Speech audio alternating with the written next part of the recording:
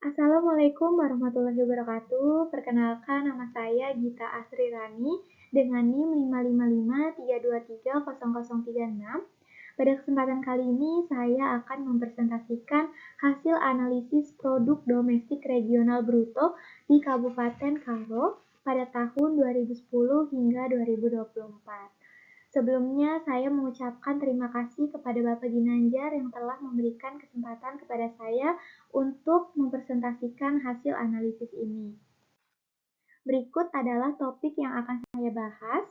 Yang pertama, pendahuluan. Di sini terdapat latar belakang mengapa saya memilih Kabupaten Karo, karena Kabupaten Karo merupakan salah satu daerah di Provinsi Sumatera Utara yang memiliki dinamika ekonomi yang menarik untuk dikaji. Wilayah ini termasuk dalam kawasan metropolitan Medan, yaitu Medan, Binjai, Deli Serdang, Karo, yang menjadikannya memiliki keterkaitan erat dengan pusat pertumbuhan ekonomi regional. Dalam menganalisis Kabupaten Karo, saya menggunakan dua metode, yaitu metode location question dan SIFSAR analysis. Melalui kombinasi kedua metode ini, analisis terhadap struktur ekonomi Kabupaten Karo diharapkan mampu memberikan dasar yang kuat dalam menyusun strategi pembangunan yang lebih terarah dan berkelanjutan. Lalu terdapat konsep wilayah Kabupaten Karo. Kabupaten Karo dapat dikategorikan sebagai wilayah administratif karena memiliki batas-batas yang ditetapkan secara resmi oleh pemerintah dan menjadi satuan dalam perencanaan pembangunan daerah. Secara ekonomi dan geografis, Karo juga merupakan wilayah homogen, ditandai dengan kesamaan karakteristik topografi dataran tinggi dan dominasi sektor pertanian, kehutanan, dan perikanan. Selain itu, Karo berfungsi sebagai wilayah nodal karena memiliki keterkaitan fungsional dengan Kota Medan sebagai pusat distribusi hasil pertanian. Dalam skala yang lebih luas, Kabupaten Karo termasuk dalam wilayah perencanaan Medan yang mendukung integrasi antar wilayah dalam pengembangan kawasan strategis Sumatera Utara. Di sini dapat dilihat terdapat gambar peta wilayah Medan. Di sini terdapat sektor-sektor unggulan di setiap daerahnya. Dapat diketahui di sini sektor unggulan Karo yaitu sektor pertanian, kehutanan, dan perikanan. Selanjutnya, teori lokasi penggunaan lahan di Kabupaten Karo didominasi oleh pertanian hortikultura karena kesesuaian kondisi geografis berupa dataran tinggi yang subur dan beriklim sejuk. Lokasi industri pertanian cenderung berada di area yang dekat dengan jalur distribusi menuju Kota Medan sebagai pasar utama. Karo juga berfungsi sebagai pusat pelayanan wilayah sekitarnya, terutama dalam distribusi hasil tani dan penyediaan tenaga kerja. Dalam kompetisi spasial, Karo bersaing dengan daerah lain di Sumatera Utara untuk menarik investasi dan memperluas pasar agribisnis, khususnya dalam pengembangan kawasan Medan. Lalu, teori pusat pertumbuhan Kabupaten Karo berperan sebagai pusat pertumbuhan di kawasan Medan dengan potensi unggulan pada sektor pertanian, kehutanan, dan perikanan. Aktivitas ekonomi di Karo mendorong distribusi hasil tani, penyediaan tenaga kerja, dan pengolahan komoditas yang memberikan efek pengganda bagi wilayah sekitarnya.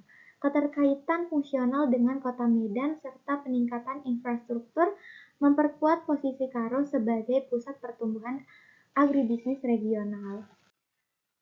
Di sini dapat dibuktikan pada tabel perkembangan distribusi PDRB bahwa benar sektor pertanian, kehutanan, dan perikanan menjadi lapangan usaha yang berkontribusi paling dominan dalam perekonomian Kabupaten Karo dengan kontribusi sebesar 54,02%.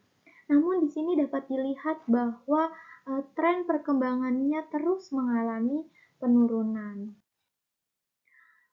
Selanjutnya, location question Kabupaten Karo. Berdasarkan hasil analisis location terhadap Kabupaten Karo selama periode 2010 hingga 2024, sektor dengan nilai LQ tertinggi secara konsisten adalah sektor pertanian, kehutanan, dan perikanan dengan rata-rata nilai 2,261. Hal ini menunjukkan bahwa sektor tersebut merupakan sektor basis utama yang memiliki keunggulan komparatif serta berperan penting dalam perekonomian daerah. Selanjutnya, di sini terdapat Sifser Analisis Kabupaten Karo, menggambarkan bahwa sektor ekonomi Kabupaten Karo tidak terdapat pada kuadran 1 dan kuadran 2, melainkan berada pada kuadran 3 dan kuadran 4. Di sini terdapat keterangan kategori sektor Kabupaten Karo. Ya, di sini tidak ada sektor yang berada di kuadran 1 dan kuadran 2. Dan di sini terdapat satu sektor yang berada pada kuadran 3, yaitu sektor informasi dan komunikasi, yang artinya pertumbuhannya lambat dan daya saingnya kurang baik. Dan sisanya terdapat 16 sektor yang berada di kuadran 4, yang artinya di kuadran 4 ini pertumbuhannya lambat, namun daya saingnya masih di dalam kategori yang cukup baik. Selanjutnya, kesimpulan analisis berdasarkan hasil analisis location question dan Sifser analisis untuk Kabupaten Karo dari tahun 2010 hingga 2024, sektor pertanian, kehutanan, dan perikanan merupakan sektor basis yang memiliki keunggulan kompetitif. Sektor ini mampu menghasilkan output yang melampaui kebutuhan lokal sehingga memiliki potensi untuk diekspor ke daerah lain. Selain menjadi penyumbang utama dalam struktur perekonomian daerah, sektor ini juga menunjukkan daya saing yang tinggi dan kontribusi signifikan terhadap pertumbuhan ekonomi wilayah. Selanjutnya, terdapat rekomendasi kebijakan untuk mendukung pengembangan sektor ini. Diperlukan sejumlah kebijakan strategis, antara lain pembangunan dan peningkatan infrastruktur pendukung seperti jalan usaha tani dan irigasi, pemberdayaan petani melalui pelatihan, penyuluhan, dan adopsi teknologi pertanian. Perluasan akses pasar melalui peningkatan konektivitas antar wilayah, penyediaan akses pembiayaan yang terjangkau bagi pelaku usaha agribisnis, serta pemberian insentif bagi investor di sektor pertanian dan agroindustri. Dengan langkah-langkah tersebut, sektor unggulan ini diharapkan dapat menjadi motor penggerak utama pembangunan ekonomi dan peningkatan kesejahteraan masyarakat Kabupaten Karo.